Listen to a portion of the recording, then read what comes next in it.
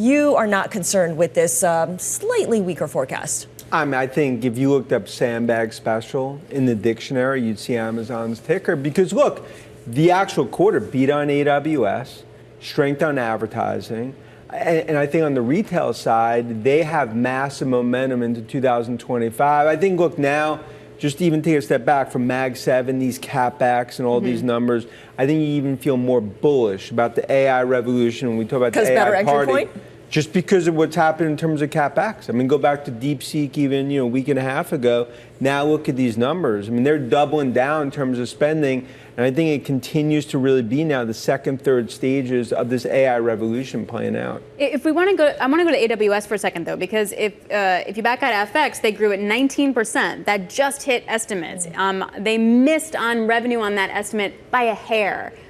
Isn't that the problem? That expectations are so high that if you actually just meet it, it's not good enough, because you have, Microsoft growing at 30% when it comes to their cloud business. Well, I think 24 hours, and this is a stock that's green. I mean, I'd be shocked if it's not. Well, already it was down 7% and now it's up by 2%. But it goes back to these prints come out, the bears come out of hibernation mode, try to paint some negative narrative. But the reality is that, to your point, like AWS, I actually think Jazzy and the team are actually on offensive mode. I think actually continuing to gain share.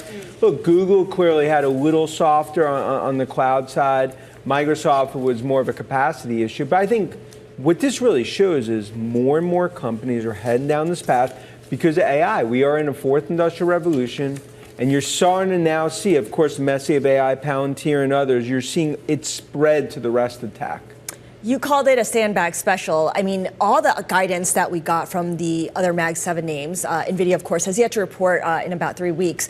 How low did they set the bar for themselves because of all the uncertainty that's out there? Look, I think if you're Jensen, the godfather, of AI, listen to these conference calls. I mean, he's sitting there with his crocodile leather jacket. It's crocodile leather. Crocodile leather. I mean, look, but it could be wearing the regular black leather jacket. Okay. But, I mean, sitting there probably, feeling very good about these earnings because it's very similar to what we see with our checks. Demand and supply is 15 to 1. And there's only one red phone that you could call for that chip. It's Nvidia. And it just goes back to DeepSeek and all the worries. We basically have $2 trillion of AI CapEx in the next 3 years, where this is really a company, and of course AMD and others will eventually join, but it's an Nvidia-led market, and that's why I continue to think this sell-off that we saw in Nvidia, it's a table pounder. Wall Street was left second-guessing as Nvidia faced a historic plunge, wiping out $600 billion from its market value in a single day, the largest one-day loss in U.S. history. But if our story ended here, we wouldn't even be talking about it, let alone discussing the possible future and wider implications of it. But the plot actually thickens as tech behemoths Amazon and Alphabet bring a silver lining for Nvidia shareholders. Let's delve deeper into this unfolding saga. Welcome back, everyone, to Investocracy.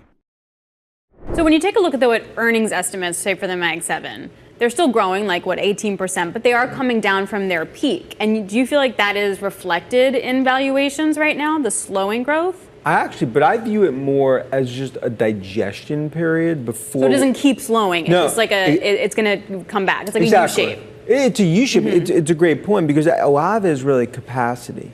These build. If you think about all this capex, call it $400 or $500 billion of tech capex, even in 2025, where that spending is going to come through. It's 26, it's 27. You look at even when you think about robotics, autonomous, enterprise use cases. I mean, we think it's going to be about 10% of IT budgets in terms of AI. Look, you go into this weekend, despite all the noise, you feel much more even bullish about tech, after this earnings season. If you're China's DeepSeek and you're looking at these results, what's your takeaway? I think your takeaway is, look, I mean, they have a very strong model. Open source continue to gain massive traction. But anyone that believed the fictional Netflix story, that DeepSeek in terms of, 6 million and, in terms of this is really going to take down the overall AI infrastructure, this earnings season goes totally against that. I think what DeepSeek showed, great models, that's going to become more and more of a commoditization, but it's an arms race. But that's the DeepSeeks, whether it's China or US or wherever they are, that's bullish for overall AI spend because of the GPU spend. So I never viewed it as a negative. Right. I just view it as competition. which I view as a positive. Which makes sense given how much money was in this sector overall. Yeah. But I do wonder if it, though, broadens the AI plays, like software, maybe not over Nvidia, but like own the software guys, because maybe this is going to become cheaper for them to adopt, for example. And that's why the Messi of AI, Palantir, I mean, that's really the one carp in that Mount Rushmore, because they're the first ones seeing it. So look at those numbers in terms of Palantir. Now, yeah, untamed organic growth, right? It's untamed organic growth, but if you look at it, is that they're continuing to play chess, and others are playing checkers at the kids' table. Now what's starting to happen is you look at other software names, Snowflake, Mongo, I think you'll see with Oracle and others, and of course Condon at the FTC, you're going to see a lot more M&A in software, and I think this is just overall very, very positive for tech sector as that spreads. Which companies in the tech sector lose out right now? Yeah, I think when you think about ones that are losing out, you got to look at maybe a name like Cisco in terms of some of the hardware plays. I think that's one. The networking gear maker. Networking gear maker. You could have said year and a half, 2 years ago, IBM. Now IBM is a gainer because everything Arvind and the team have done there. So I think it's one, these are going to be kind of fork in the road situations, but software will continue to dominate. Hardware will ultimately, give up share. But that's why these tech companies, it is an arms race. You have to spend. If Street ultimately worries about that, I think those are just near-term issues. Okay, so to that point, what is the CapEx number we could hear on the call that would freak investors out, that would make you buy the stock? I mean, to me, there's no cap. I mean, I think CapEx could ultimately be up. I mean, if you think about 15, 20% above the Street.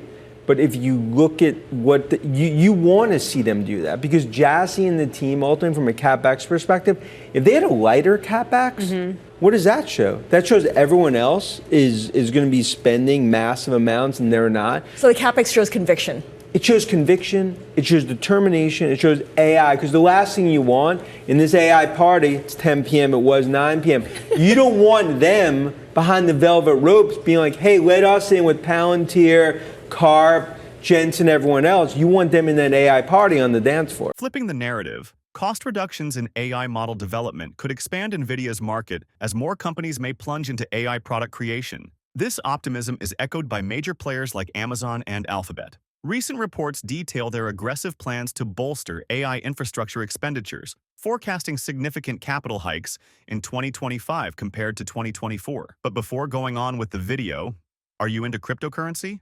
If so, check out our second channel, Investocracy Crypto.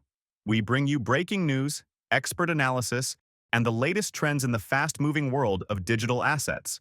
Whether you're a seasoned crypto investor or just curious about the future of finance, we've got something for you. Click the link in the description to subscribe to Investocracy Crypto now. Don't miss out and stay ahead of the game. Now, let's get back to the video. So we got Zeus, which would have to be NVIDIA. And of course, the wheels came off or started to get wobbly here with DeepSeek, there's a lot of folks who've been saying that the Mag 7 was going to falter for the last year or so, and everyone now trying to jump on a bandwagon. Is DeepSeek the thing that's going to hurt these companies? Have you changed your modeling? Well, remember, Charles, I've been talking about since the middle of the year of last year that I expected an AI digestion phase in 2025 by the time we get to the middle of it. And if you pull up a chart of Nvidia, you can see that the stock's actually down from where it was in the middle of last year. And so DeepSeek, what it does is it cuts the cost to produce 1 unit of output from an AI model by like 80%.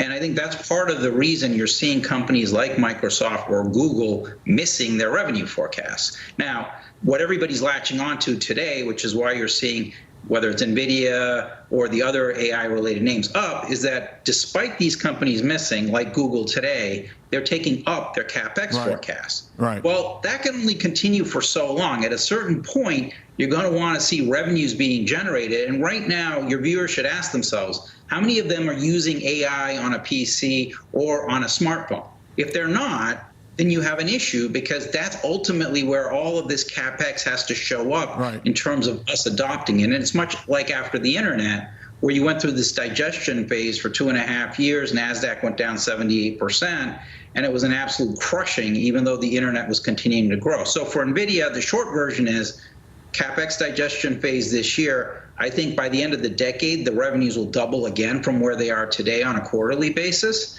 But it does not mean that you're not going to go through this period where costs are drawing a ton for pre-training and training, but none of us are really using, or the world's not using, killer AI applications. And until that comes out, inference spending is not going to take off to offset the drop. Amazon's CEO Andy Jassy and Alphabet's CEO Sundar Pichai highlighted the strategic pivot towards inference, aligning with the notion that DeepSeek's breakthrough will not slow AI investments. As the data reveals, Amazon intends to exceed capital spend expectations with over $100 billion projected in 2025. Similarly, Alphabet's CFO, Anna Ashkenazi, predicts that their capital expenditures in 2025 will soar to $75 billion.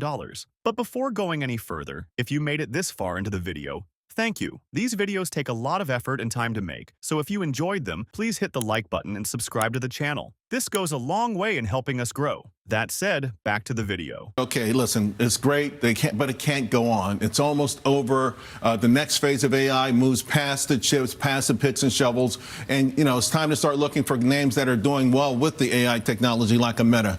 How much do you buy into that, and when does that have to show up in your portfolio? Because you still like the hardware names. Absolutely, Charles. So as long as you're seeing surprises to the upside on the CapEx side, there's going to be surprises in earnings on the hardware place. So we like hardware still here. We think there is a lot of opportunity. So you like Nvidia more today than you liked it yesterday? Absolutely, especially after the CapEx announcement from Google, right? So I think as long as you see dollars flowing, you want to be there. You also do want to be on the application side as well, right? So that's in much earlier innings. Companies screen a lot more expensive here, so it's a little more speculative, but we do expect a lot of upside there as well. Anything that you're concerned about from a policy perspective? DeepSeek came out. Some countries have put it off. Some agencies like the Navy here. President Trump talked out loud, perhaps, of maybe limiting the amount of chips that we can sell to China. Any of that stuff a worry for you long term, even though, or if it even happened, would it just be a short-term hiccup?